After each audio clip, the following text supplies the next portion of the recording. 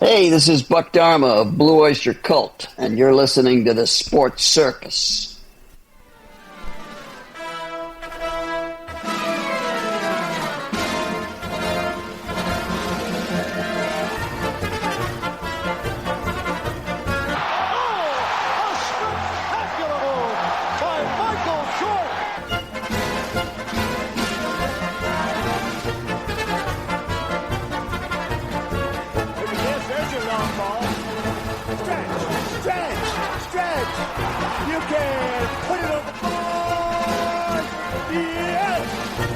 Welcome to the Sports Circus. I'm your Ringmaster Sal, live from Las Vegas in the AMP TV studio, AAMP Television. Today's show is brought to you by UppercutChops.com. Check out their tasty selection of all natural dry-aged USDA, prime Angus, and Wagyu steaks and chops. Wait till you taste their best-in-class New York steaks, the filet mignon, and of course the king of all those gigantic cowboy cut and tomahawk cut ribeyes. Best I've ever had, probably be the best you've ever had as well. Check them out at UppercutChops.com. That's UppercutChops.com. Or give them a call, find out what's for dinner. 714-948-0100. 714-948-0100. Again, 714-948-0100 for UppercutChops.com. A big welcome in to everybody listening in on our CBS, NBC, and Fox Sports affiliates from coast to coast, all of our independents as well. Everybody watching on Cox, Comcast, Spectrum, Frontier, Oceanic, Time Warner, Spectrum, Wow Cable, and independent affiliates in select markets from coast to coast, Hotel TV, and everybody also streaming on Pick Your Favorite platform, as well as on Facebook and Chicago Food Favorites on Facebook. Check that out, Chicago Food Favorites on Facebook.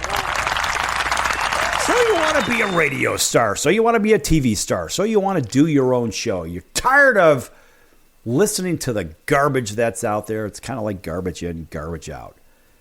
And people say, well, you know, anybody could do it. There are podcast platforms out there. You could be a, quote, air quote, podcaster. And look, there's millions of these out there already, folks. Do you want to be one of the millions? Or do you want to actually do something that is a little bit different than everybody else?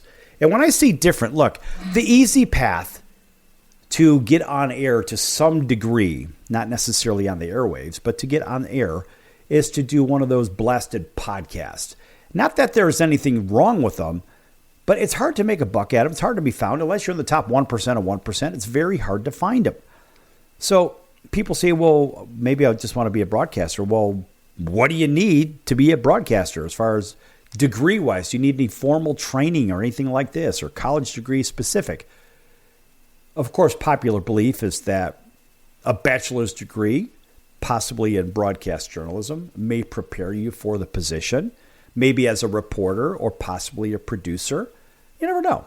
But there's a whole bunch of different college majors if you're going to go the traditional college route, and it's whether it's in broadcasting, mass media, mass communications, economics, or science, or whatnot. Listen, all of those work. Why do they work?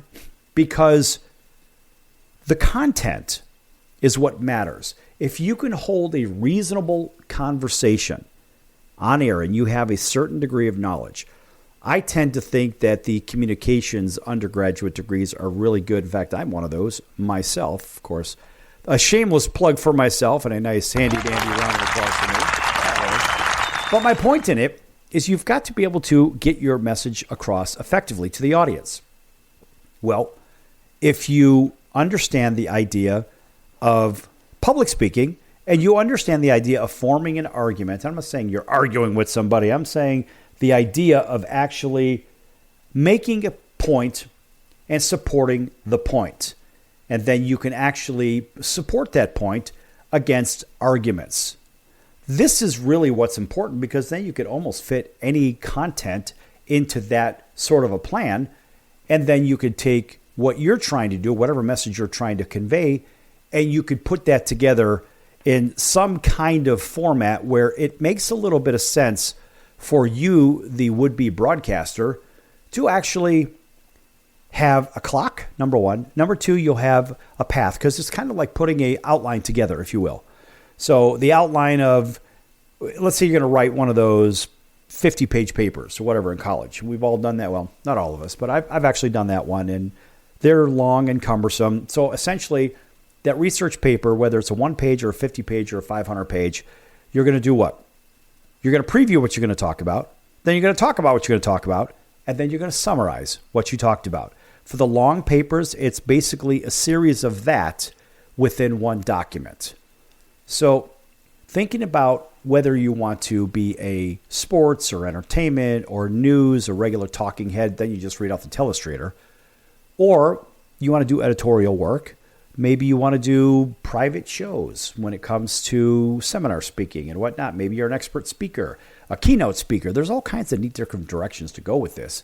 So there really is no one major in college to go ahead and do this. But I think to get the message across, I really believe that communications degree probably would be helpful. And so let's say you get past all that stuff. And let's say, okay, I want to go ahead and I want to start my own. Let's go first, let's define this. There are two routes, a couple of routes here. There are the podcast route, which anybody can do. And if anybody can do it, well, again, you're just finding a wholesale or a spot where you could store your content, whether it's for free or for a wholesale price or whatnot. And then you could just direct people there. Or there's actually what we do here on the Sports Circus is we do a regular FCC regulated program. So the things that we say from language and whatnot are all under the watchful eye of the Federal Communications Commission. So no foul language, no bad words, no bad innuendo, none of that nonsense. Can't do that because that leads to potentially large fines. We also have to take hard breaks. We take regular, if it's a full 58 or 59 minutes and 50 seconds, always leave 10 seconds for station identification. So for all you over in Auburn, Alabama, WAUD, Auburn, Alabama, home of the Atlanta Braves, this kind of thing. And that's usually right before the top of the hour. That's a mandatory station identification. Got to do that one. WAUD over there in Auburn, maybe a WDGY 99.1 FM in Dallas, Georgia, which is on the north end of Atlanta. I believe that's where our stick is. That's where our antenna is.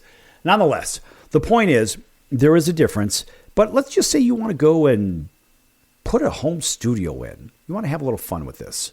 Well, for broadcasting, basically you'll need essential equipment, microphone, audio console, headphones, computer, with some broadcast software, and of course some kind of a high-speed internet connection along with some pretty good equipment from monitors and mixers and whatnot. And if you're looking at these on almost a line-by-line item, the microphones, you're going to have to obviously have something capture your voice. The audio console is important for mixing and routing the actual audio signals. Got to have headphones as well because that monitors your levels, and you want to make sure that it doesn't sound kind of wonky. That's a weird word, but I would say it anyway.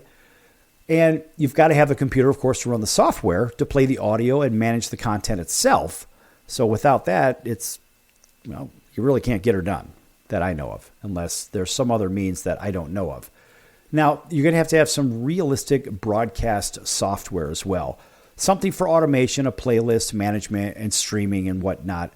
And of course, the internet connection is paramount. Got to have that stuff. If you don't have that, you're out of business. But really, optional equipment, but really to enhance the operation itself, you probably should have studio monitor speakers. So at least you've got the accurate audio monitoring and you're getting the sound, the ambient sound. You can actually hear it from your speakers and your headphones. The mixer, of course, we mentioned, microphone processor, got to have that. And really, honestly, folks, got to have a good microphone. So we use Shure microphones here. They're the industry standard. There's a whole bunch of them out there. You can get a really cheap microphone. But remember, even if you see the old videos of old artists, whatnot, maybe a guitar player or whatnot, they will carry their guitar in one case. And yes, they actually will, believe it or not, carry the microphone in another case. I mean, that's a pretty standard thing. And we see that in old school video and whatnot. And people still do it today. With musicians, they want to make sure, for example, they have the right mics, et cetera, and so forth. But you're also going to have a microphone processor. And essentially, it's to improve the quality and the noise reduction. Then you also have this little thing that goes on the end of the microphone right in front of it is a pop filter. So that sound doesn't end up popping in the speakers. Now, a lot of people don't know that. It looks like a spit guard, but that pop filter will stop people from popping into the microphone and essentially making the broadcast very annoying. And so I have a mic flag, and then I have a foam pop filter, so to say, on top of it. So it looks like a nice fuzzy thingy on top of the microphone. So that also serves the same purpose. But you're also going to need some kind of audio interfaces too. And really to convert the microphone and instrument signal into the format for your computer, so everything kind of processes right. And you probably want a mic arm, right? A mic boom. I have a mic boom, for example, here. Something to drag the mic over to the location that you want. So if you ever hear that noise, you'll hear you hear that noise, that's the actual mic arm. So sometimes, even if you oil it, it still makes noise because there's springs on it. There's all kinds of neat little gadgets on it. And when you had that little feedback, right there, that comes from the actual plug where the mic goes into. So you see, folks, there are things that you got to pay attention to. And it's not just as easy as, look, I need to talk into a mic. Not only that, you need to sit still. You need to focus on what you're doing. Remember, radio is theater of the mind. A podcast, if it's audio only, again, theater of the mind. There's so much to this. In fact, what we're going to do is we're going to talk a couple of segments with Jason Owens, and we're going to talk a little bit of music. Country music artist Jason Owens will be here in the next segment. And then what we're going to do is go ahead and take her from there and pick up right back on this discussion, because we have some really cool equipment to talk about that he and I had gone over in the past on what you need for the big stage show and whatnot. Back here in a few minutes on the Circus. Don't go anywhere.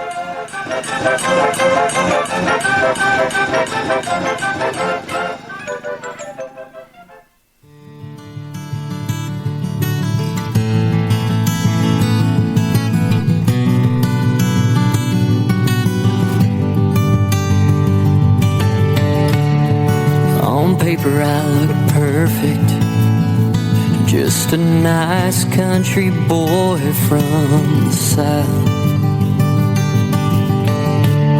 And on paper I look worth it, the kind of guy you want to settle down with.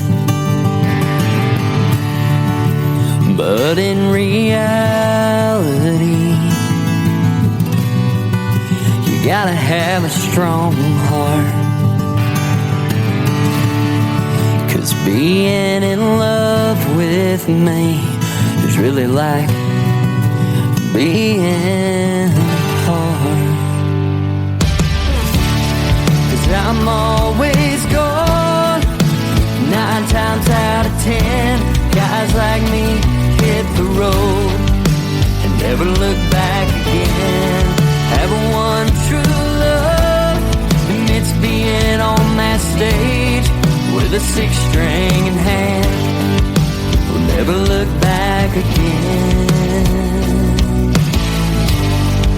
We'll never look back again.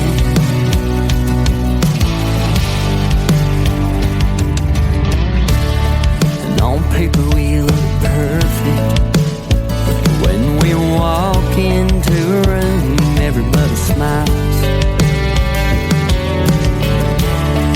And yeah, I can hear them talking, saying that's the cutest couple I've seen in a while. But when you drive by my house and the lights aren't on, that's when you'll be thinking, oh, when will he be home? 'Cause I'm always gone, and 9 times out of 10, guys like me hit the road and never look back again. Have one true love, and it's being on that stage with a 6-string in hand. We'll never look back again.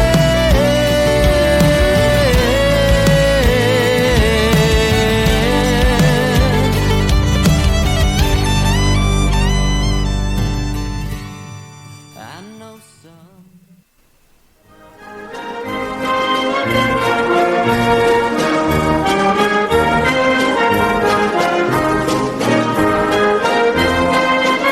Welcome back to the Sports Circus. I'm Roy Firestone. Now it's time to throw it back to Sal.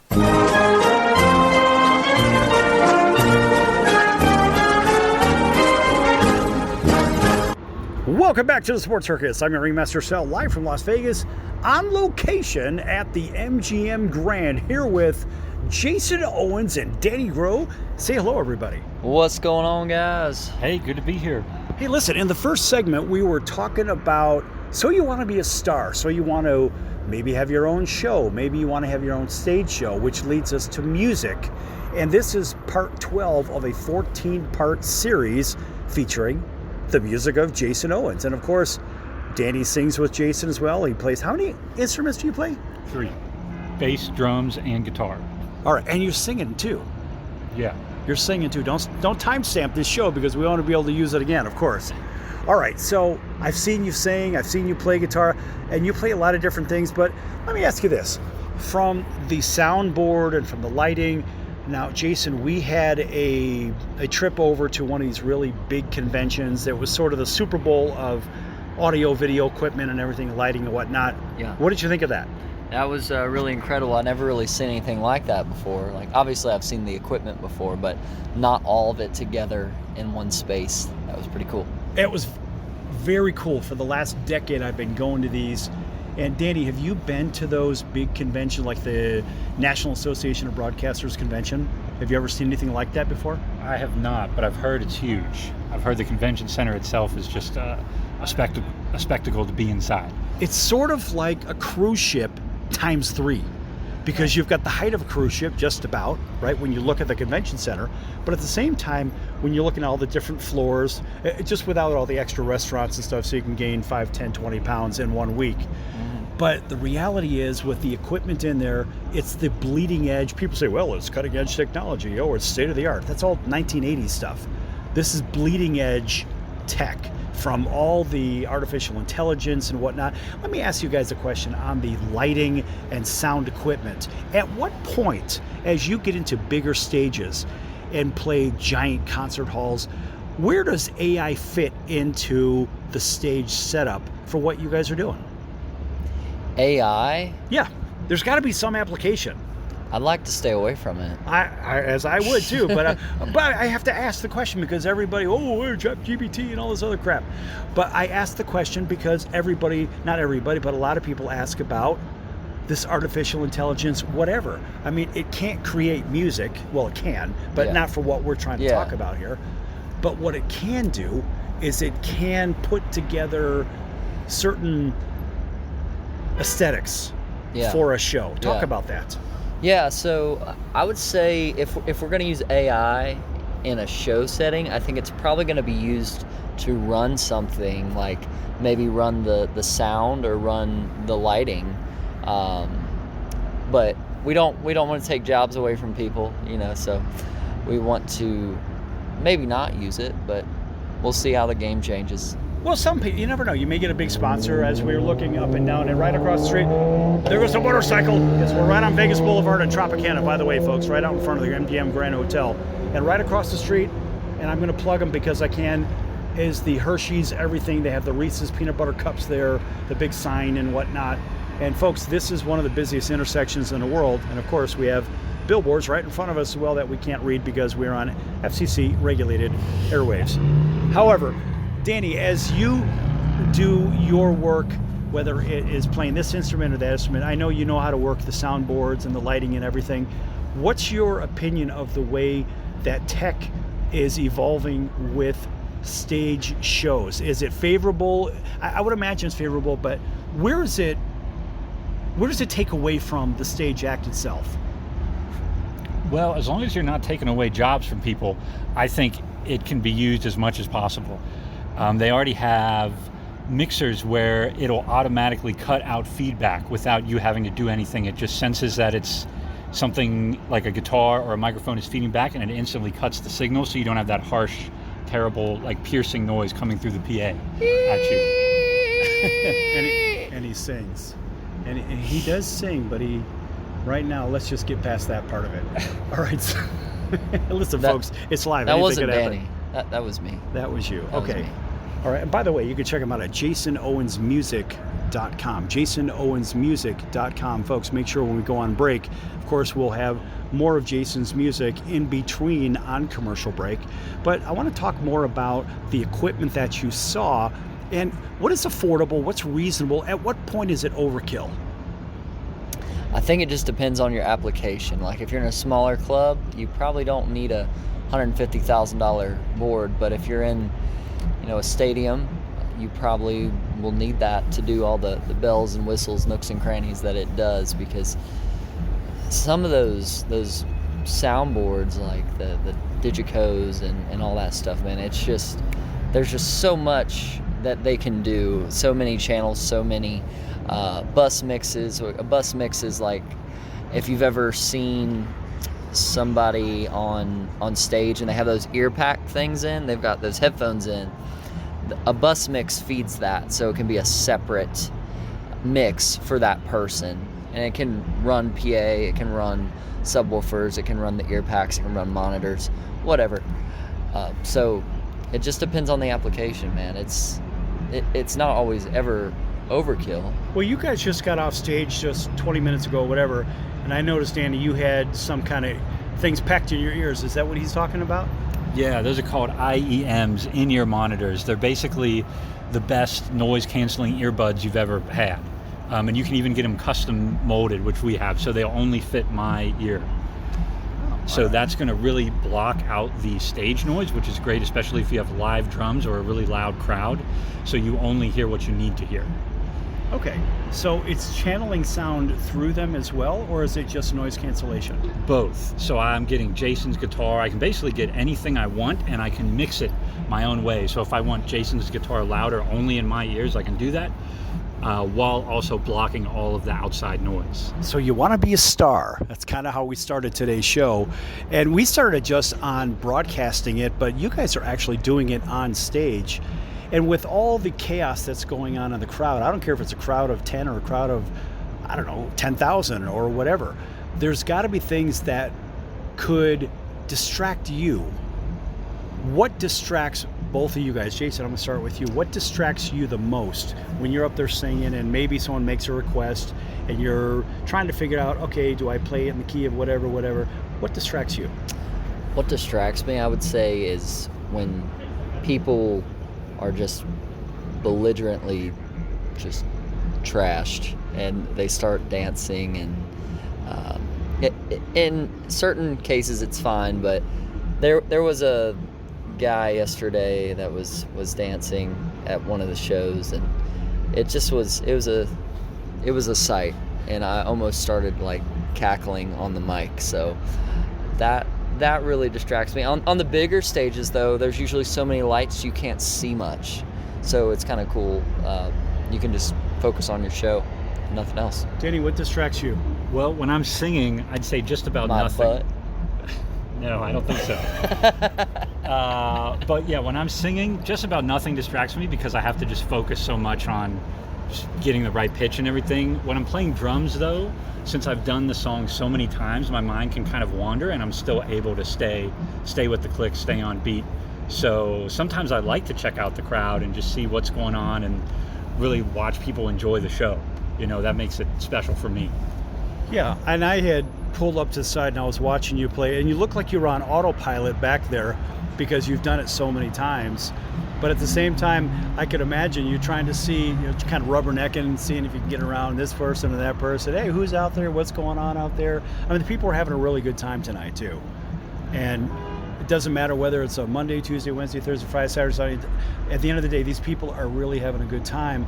And every time I've come and seen your shows, guess what? People are happy. They're dancing. They're getting their drink on, and they're just having a good time. But the distractions, they do happen. Even when I'm on air, whether I'm in a home studio or I'm on the road, or I've done a lot of remote broadcasts, I can tell you there are distractions, just like what you guys said. It's certain things. Even as a former athlete, I had the same thing where I would hear things in the crowd when I was on field, and it would make me tweak my head like, what? Who said that? Because otherwise it's just kind of a buzz out there. Yeah. But when you hear something from your industry and it's coming from the audience, then it kind of make you kind of tilt your head a little bit like, what? Hey, who's out there? Who said that? Or it makes you, at least it takes away from what you're doing just a little bit, because you're kind of curious as to who would say that or who did say whatever they said. Right. Is that fair? Yeah, it's fair. Danny, when you're singing, we've got a few minutes here. We're good. Actually, we've got another minute before we close out the segment. When you're singing, do you find that you're closing your eyes and focusing on the sound and the lyrics, or are you trying to engage with the audience? Well, ideally, I would be engaging with the audience. As I progress more with my singing, I want to do that even more. But a lot of the times I do end up closing my eyes. I've watched other musicians, though, not play with us that close their eyes almost the whole time when they sing. So I don't want to do that, because then it's almost like you're disconnected from the audience, and you don't ever want to have that. You always want to stay connected with the audience, whether it's just eye contact or just, staying in the live room itself with the vibe and what the energy level. Right. Jason, you're very good at connecting with the audience. They like you, and people will probably throw their underwear and whatnot at you at some point. I don't know. But I do know that at least the people like you, and again, they're out there dancing, so that you must be doing something right. So listen, we've got about maybe 30 seconds here. Make sure you plug all your social right away before we go to commercial break. Yeah, guys, you can find us online at Jason Owens Music on all the social media, on all the streaming platforms. Just search Jason Owens, and our website is www.jasonowensmusic.com. Right, and also you could check out those tour dates too, because like I said, you play all over the country, and of course right here in Las Vegas, you've played many, many times here. Of course, if you're good enough for Vegas, you're good enough for anywhere, because this is what?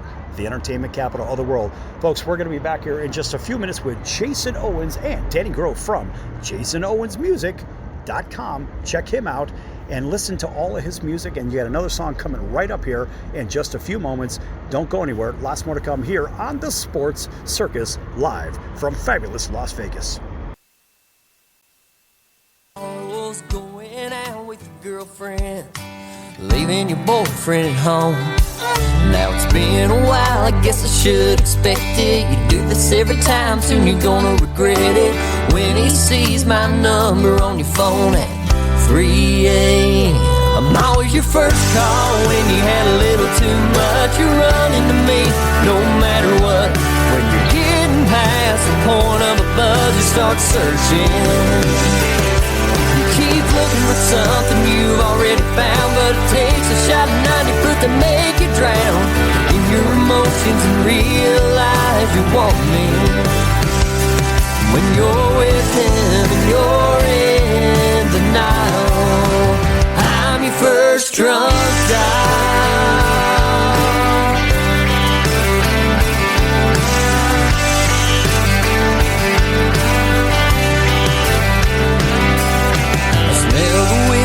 Through the phone, you're asking me if I'm alone.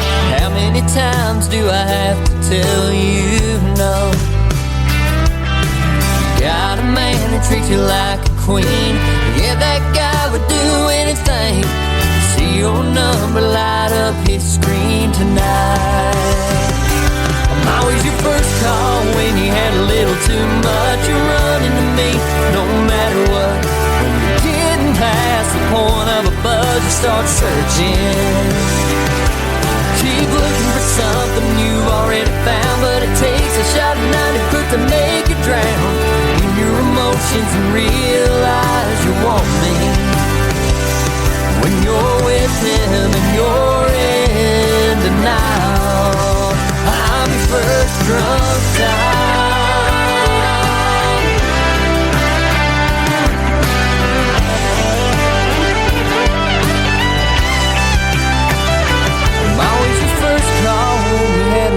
Too much, you're running to me no matter what.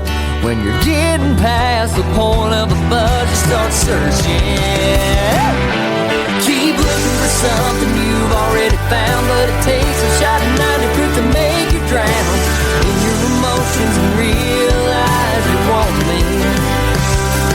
When you're with him and you're in denial.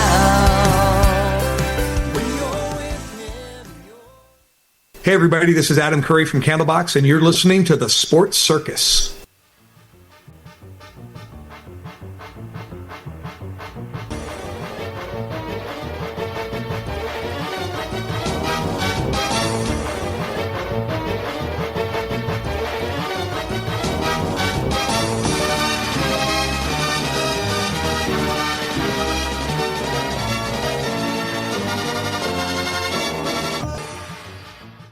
Welcome back to the Sports Circus. I'm your Ringmaster Sal, live from Las Vegas in the AMP TV studio, AAMP. Actually, I'm in the mobile studio and out here on Las Vegas Boulevard. A big thanks for everybody tuning in on our CBS, NBC, and Fox Sports affiliates and independents from coast to coast, including our friends over in Honolulu on CBS Sports 1500 KHKA. That's home of the New York Yankees, San Francisco 49ers, and the Alabama Crimson Tide. Welcoming everybody else up and down the West Coast on all of our independents and network affiliates throughout the heartland, down to Auburn, Alabama, WAUD 1230 on the AM dial. That's home of the Atlanta Braves. Big hello to our friends over on WDJY 99.1 FM. Thanks for waking up with us over there in Atlanta, plus everybody else watching on Cox, Comcast Spectrum, Frontier, Oceanic, Time Warner Spectrum, WOW, and independent cable affiliates where applicable. And Hotel TV, where applicable, plus Chicago Food Favorites. Big thanks for joining everybody over there. And by the way, check out Chicago Food Favorites on Facebook.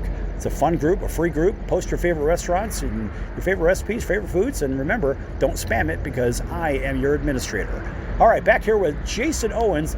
And Jason, one of his hit songs, of course, was played during the commercial break. And back here with Jason and Danny Groh, talking a little bit more about that onstage experience. And the onstage experience in the same light from the broadcasting side. Guys, I got to tell you, there are times maybe when I go through that announcement that I just did, I have to do those, right? But sometimes the audience gets a little bit bent out of shape. Well, you're taking a minute and a half to do all that stuff. I got to do it. It is what it is. But sometimes the audience will say, okay, I get it. But sometimes you lose them. Or maybe I'll be talking about, hey, the sky is purple today when really it's orange. When do you feel the pressure of losing an audience? So you want to be a star. That's kind of the theme of this, right? When do you, or how do you see that you guys potentially lose the audience, or better yet, they drift a little bit? And how do you steer them back in the right direction? Well, I guess you're losing the audience when they walk away, when they leave. not just when they walk away. No, because a lot of times they're out to lunch. Yeah. Let's just say, so I watched you guys play, and there was an enormous high. The whole room was really high. And then you were taking a request, and you're finding the request. And it was almost like the radio equivalent of dead air. Yeah. And I'm like, guys, play something. Because they're so high right now, you could have sold them the Brooklyn Bridge and they would have bought it. That's how high they were. But with that time while you're finding the next song, for example, how do you steer them back in? I mean, it was a high energy song that you played next, but it's almost as if you had a particular time where you were losing the audience, like when you're going fishing, right?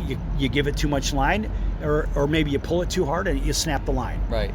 How do you stop that from happening? Well, in a perfect scenario, it wouldn't be a request situation. We would just know all of the songs, and when you come see our full show that doesn't really have any covers, we don't really stop. We have a set list and we don't move, but every now and then, we play these other shows where people can come up and request songs, and we'll play more covers, just more fun kind of things. And every now and then, we just don't know the song, so we just got to pull it up, whether that be the chords or the lyrics. Because I don't know every song in the world off the top of my head. Sure you do. Danny, what about you? How do you steer them back? And now you're in the back a lot of times playing drum. Now, there are things that you can do on that drum set to get those people moving again right away. If you see people drifting, do you do something with the drums to make them kind of basically fall back in place? Well, if there's an extended break where Jason has to find a request or something like that, then I could play a beat that kind of keeps people engaged or something, or get some dancing or clapping along with the kick drum or something to keep them engaged. But our show, we have in Ableton, which is a music production software, we have a set track list where I can control it with a foot switch with my left foot, even while I'm playing, so that we have the next song keyed up, ready to go immediately, to the point where sometimes we'll have as little as 4 seconds between songs, if we even have any seconds at all between songs. Right, and that's the thing that I watch if I go to concerts, and let's just say maybe I'm at a smaller venue. I like smaller venues, they're fun. And the audience is engaging with the band, but sometimes there are requests and sometimes there's a sort of a lull, and we have to keep the entire room engaged. So in the equivalent of the dead air idea, I was wondering what you did, and I think the drum thing is a really good thing, and I've seen the guitar as well. Maybe you would play a couple of chords or whatever, let them kind of ring out a little, like a whole note, so to say, right? For all you people that know a little bit about music, even those people yelling on the other side across the street over by the New York, by the way, you guys owe me some fees for saying your name. But anyway, there are things that you can do as well. Now, you also have a fiddle player that could maybe do something. But I have to tell you, on stage, I think she's really good for what you guys are doing. I really think she's not a distraction. She's an absolute compliment to what's going on. She's gracious. She's a good girl. Yeah. She's very good, and if I had my applause button right now, this moment, of course, I'll try to add it in as we go down the road here. But I like the element that she brings to the table. That's for sure. So even maybe she would move around, play, or lasso her bow, or whatever the heck she does. Yeah. You know, but she's rather entertaining on her own, but not taking away from what you guys are doing. And that's really important. So continuity, that's where I'm going to go with this. Continuity is a big deal on stage. And so holding the attention, but also not tripping over one another. And I'm not saying physically trip over them, because actually your bass player, I'm surprised, and I like Lou. I think Lou's a great guy, but he holds that guitar out a different direction, and it's so close to where you're at on a small stage. Yeah. I'm surprised that you don't have collisions with guitars and whatnot. Have you ever had that happen? That's definitely happened before. Yeah? Yeah. I mean, when we were on stage, we've sword fought with the guitars. Okay. All right. Well, I'm just thinking of that. I think the audience might like it. Then maybe get into a big duel, right? So he has his bass and you've got your guitar, and maybe put guards over it so you don't smash the guitars up, right? You don't want to do that. Yeah. But that'd be kind of a fun dynamic, right? Where American Ninja Warrior meets Jason Owens. I don't know, something crazy like that. Yeah, yeah. Now, Danny, you don't have to battle with that necessarily because you're in the back, but how many people trip over the drum kit? Well, I try to keep as many people out of there as possible. Once I'm back there, I don't really need anyone else back there. So my dad helps me set up for most of all the shows, so he's allowed back there. But usually, once we're set up and everything is set and the laptop is ready to go, it's only me back there. Can't you just put a rope around and say, just stay away? No, we don't want that around you. Don't you keep nobody around me, because if they trip over the drums, I mean, the wheels come off, right? Right. Unless it's a girl, then she can come back. But yeah. Oh, okay. All right. Well. All right, that would be the R-rated version of the show, which we're not going to do today. Maybe someday Danny and I will have that conversation. But right now, let's stick to stay away from the drums. All right, so again, distractions on stage. That's kind of where we were here in this segment. We've got a few more minutes of the segment here. But the distractions on the stage are just as significant as those in the crowd. And how do you, it's obvious how you avoid them. But sometimes they're inevitable, are they not? Give me an example when you're really messed up. You're like, oh God, and the whole world knew it, and you couldn't get out of it. Oh, one of the best times is a girl came up and she hit my mic stand right into my teeth. What? Yeah, that was fun. Did you lose any chiclets? Did I? I don't know. No, I don't think so. I haven't had any work done. I don't see them. So yeah. So that is never a fun experience. Now, Danny, what I have noticed is actually what I haven't seen is that when drummers, sometimes they'll lose a stick or they'll break one or whatnot. I don't see that you have a holster on your back where you could just reach back and grab another stick. So my stick bag, I have it down on my right side, leaning against the floor tom. So from the front, you're probably not going to be able to see it at all. But I do have like a cache of maybe like 20 sticks down there ready to go. So if I do drop one, I can usually you can grab 19 more. Yes, or throw one out to the crowd or whatever's going on. Have you ever thrown one out to the crowd and hit somebody and hurt them? I mean, you want to underhand toss them. Yeah, you got to underhand toss them sideways, so it's not like a spear. It's not like a javelin coming at you from the stage. Right. No, I don't think I've ever hit anyone so far. Everyone's caught them, so Really? hopefully we'll keep that up. See, one time I went to the dice table over in suburban Chicago, and I didn't like the guy at the other end of the table. He was talking some smack to my father and me, and so I picked the dice up and I whipped him. I hit him right between the eyes with one of them, drew blood. No kidding. So I think about sometimes you can throw things and cause a little trouble. Now, of course, Jason, when you're throwing picks out to the people, you're not hurting them. It's a piece of plastic.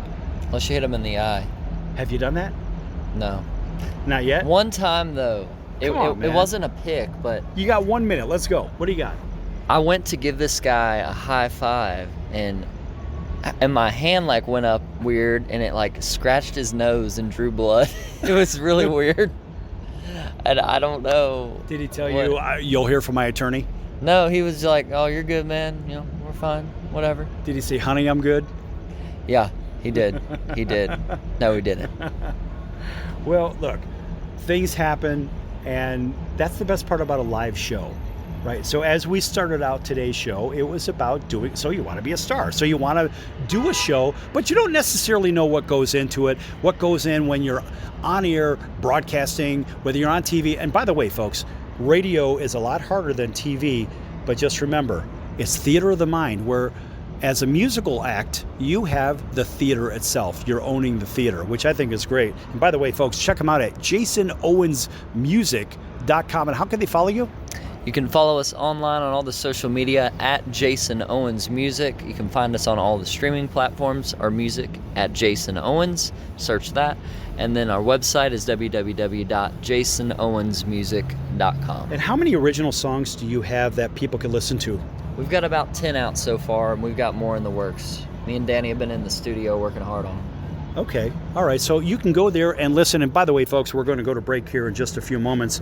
Make sure you check the website out. There's lots of live video you can see over there. There's tour dates. There's also merch. Check out the merch. Lots of great hats and whatnot. And listen, make sure you tell them that your Ringmaster Sal sent you. We're going to be back here in just a few minutes on the Sports Circus. Lots more to come, folks. Don't go anywhere.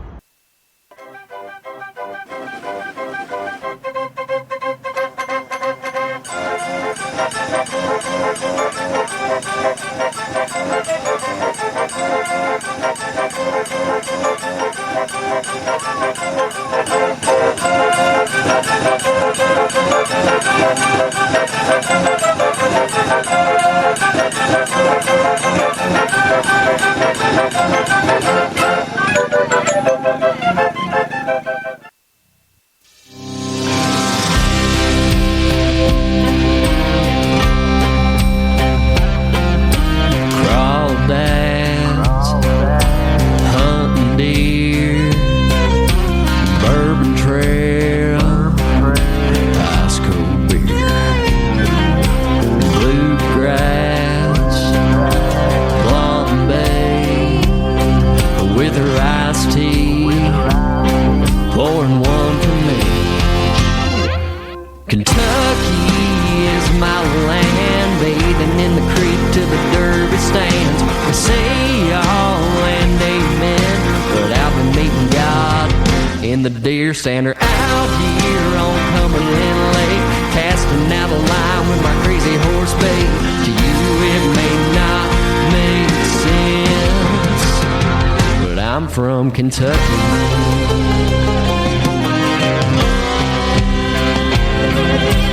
Cowboy boots, buckle belt, a big front porch, in the Bible Belt. Come on, babe, get on in my truck, a back dirt road, let's tear it up.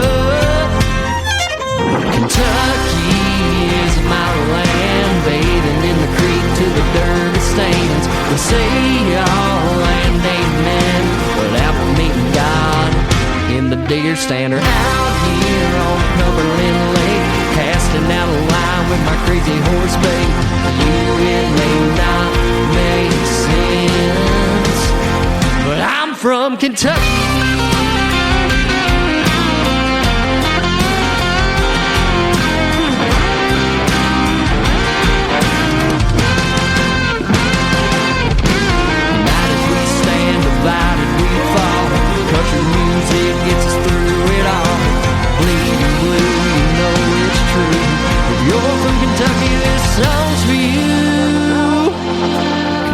Kentucky is my land, bathing in the creek to the Derby stands. We say y'all and yes ma'am, but I've been meeting God in the deer stander out here on Cumberland Lake, casting out a line with my crazy horse bait.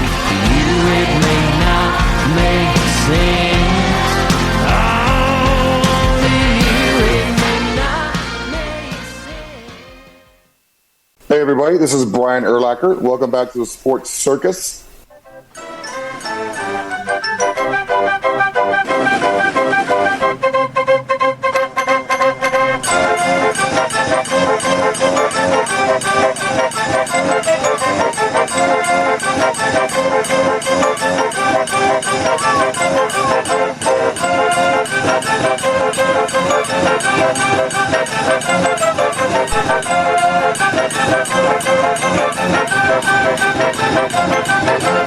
Welcome back to the Sports Circus. I'm your Ringmaster Sal, live from Las Vegas in the AMP TV studio, AAMP Television.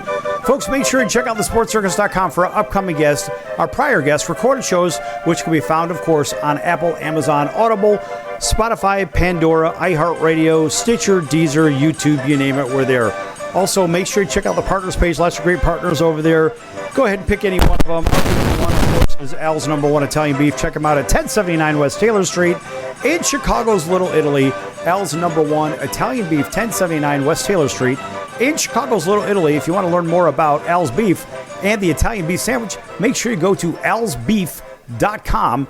That's alsbeef.com and read about the 100-year rich history of the Italian beef sandwich founded by Al's number one Italian beef family right there in Chicago. All right. A couple of good segments here with Jason Owens, country music star. Check him out again at jasonowensmusic.com. And, of course, Jason has played Las Vegas over 150 times. I guess you must be pretty good if you're playing Vegas. And it's kind of like, well, look, if he's good enough to play Vegas, he's good enough to play anywhere, because Vegas being, of course, the entertainment capital of the world.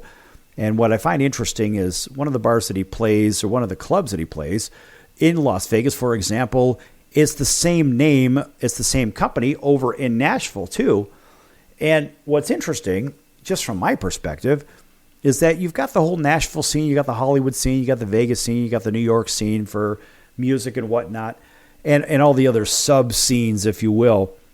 But overall, if you are good enough to play right here in Las Vegas, you certainly are good enough to play anywhere in the world. And Jason's been doing it for a long time. A lot of people like him. And look, I'm a fan of Jason as the human, and Jason's music speaks for itself. He has clever lyrics. He's a good guy. He's one of those guys that you just kind of want to root for. And it's kind of like getting back to our first segment when we were talking about the idea of these shows. Maybe somebody wants to do their own TV or radio show or their own podcast, whatever. So we were running over the equipment and what is needed, essentially all the mics, the mic arms, the computer, the broadcast software, the headphones, etc., etc., etc. So you say, well, what if I want to really do this radio thing, just radio? Maybe I don't want to do television. Well, because some people are camera shy. But, well, listen, folks, in case you don't know, radio, and many people is widely known, radio sure seems to be harder than television. Why? Because with radio, you're literally looking at a microphone, or you're looking at something, whatever, or you just close your eyes and you have to imagine everybody there and say, well, who am I talking to? It's the fictional person, or is it the fictional audience?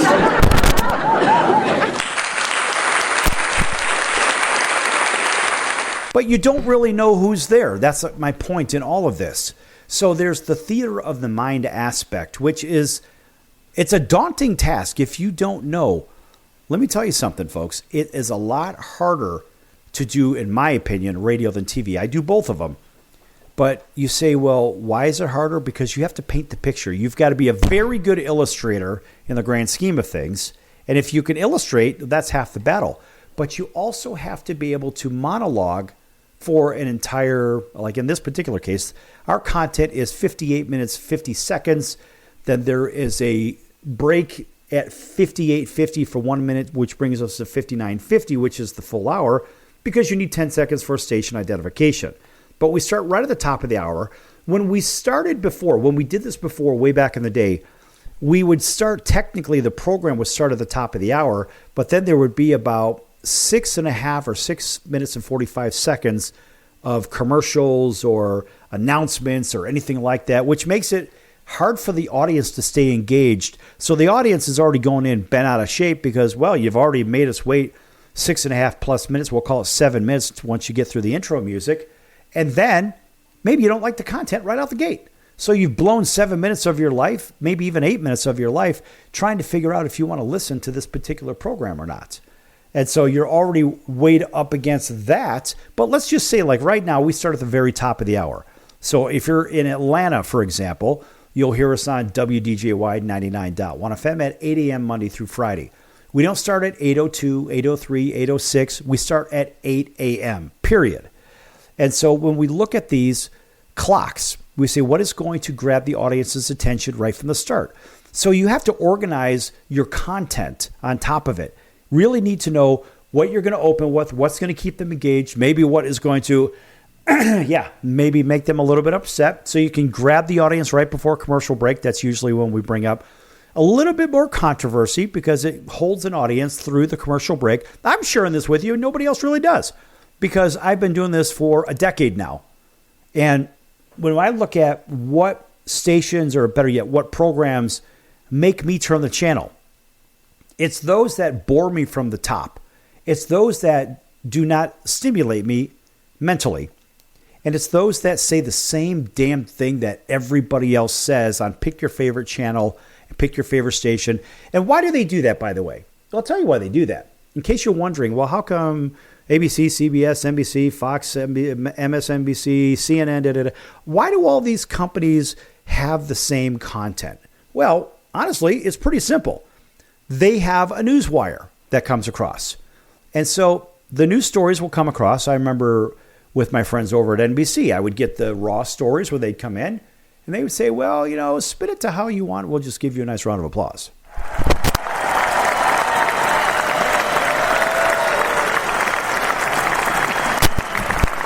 Or maybe the audience would give you a round of applause. That's the big question with all of this. Is the audience giving you an applause? It's a mental applause, folks. They may be applauding, but you can't hear them, if you know what I mean. But the trick is to spin the story in a way that's different than everybody else. So you could do what? Get the advertisers, the sponsors, so they pay your program or the station money. So people stay tuned in and they can keep selling more stuff. And the sponsors will basically keep throwing money at the station. If you're a paid personality on air, then they'll pay you your salary or whatever your hourly is or whatever the heck it is.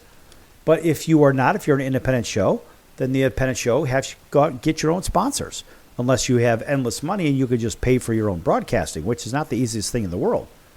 So the newswire has those station stories, if you will, from station to station to station. And in many cases, they'll just put their own spin. And the goal is to disseminate the news, not necessarily in an editorial fashion where you're giving your opinion on it, but the story itself, if it's put in the right order, maybe there's another one here, another one there, another one there, and there is some kind of a consistency, and that would be your news desk, because they're going to put that together, your news director. They're going to put that together so you have some flow, some continuity in the show, some show flow. And ultimately, hopefully they'll take you all the way through a commercial break. They'll keep the audience engaged. Then the audience will listen to or watch the commercials, and they're going to stick with you on commercial break and come right back for the next big stories, because they'll say, coming up at 5:15 or something like that will be the sky turned purple today when it was really orange. Something like that. It's something to keep you engaged and get you to the next point. And so ultimately, folks, it's just a business model. But you can have a lot of fun with it. I've been having fun with it for years. But if you're going to do a real radio show or a real television show, you have to realize that, first of all, if you don't have the money to get your own radio station or TV station, it's going to be you working with another company or leasing space or something to the effect. But then again, if you have gobs of money, well, let's face it, an analog radio broadcast, use one of two types of radio wave modulations, right? AM or FM, right? AM, in case you don't know, is amplitude modulation, and FM, of course, is frequency modulation. So the newer digital stations, they transmit several different digital audio standards, such as digital audio broadcasting, HD, DRM for digital radio modulate, whatever. There's all kinds of technical stuff you don't need to know because all you're trying to do is what? You're trying to broadcast. And maybe you might dig it enough where you want to pursue a career. The problem is, folks, generally speaking, unless you're running your own show and you're making money and you're saying, "Show me the money!" It's hard to make money in the radio business on air. You really have to refine the model itself. And that's something that we could talk about offline. But, honestly, folks, if you really want to pursue this, in some cases, people want to be a singer like Jason. Some people want to be a business person. They want to own their own business. Some people want to be a teacher, maybe an artist or whatnot. You just pick your battles and call it a day. Don't try to overthink anything because then it's the old paralysis by analysis, right? We've all heard that one to one degree or another. But this is real talk about real stuff. And there are a lot of shows that will give you the 50,000 foot view, but they're not going to tell you in the way that I will because we actually help people just like you not only start their own broadcast, whether it's TV or radio, whether it is even a podcast. We help you produce it, broadcast it, edit, and distribute the show itself. And that distribution part is, in my opinion, the most expensive part of the whole thing, because how the heck are people supposed to hear you if you can't get it out? Well, it takes a little bit of money, a little bit of know-how, a little bit of resources to be able to distribute that content in the first place. And if you don't know how to do it, you get in touch with people like me, just like we have at the top of the show for uppercutchops.com, right? And that would be uppercutchops.com, right? So we help them out with some traffic, but we can also help you out as well. If you want to learn a little bit more about how to do your own radio show or TV show or podcast or whatnot, we can help you. And you can send an email to info@thesportscircus.com. That's info@thesportscircus.com. Or you can give us a call, 714-948-0100, 714-948-0100. I will answer the telephone, and I will give you as much input as I can. I'm not going to charge you a bunch of money for some BS consultation. I'll give you the real because I actually give a damn. I have fun with this, and I've helped a lot of people launch their TV and radio careers, and it's fun because at one point, a decade ago, I was in the same position, but I was kind of thrown into it. It's another story for another time. And I said, you know what? I'm going to embrace it. I'll go ahead and drink that Kool-Aid. It'll be fun. And I found out that a year and a half on ESPN led me to where I am today. And so it's a fun journey, but you have to be able to embrace everything that comes with it. Take the good with the bad. Listen, folks, it is a lot of fun. But that's going to do it for today's show. I'm your Ringmaster Sal. If you're interested, just get in touch with us. I'll help you out. And a big thanks for, of course, Jason Owens, JasonOwensMusic.com. Make sure to check out country music star Jason Owens at JasonOwensMusic.com. Otherwise, we will see you in about 23 hours right here on your favorite station. Until then, so long, everyone.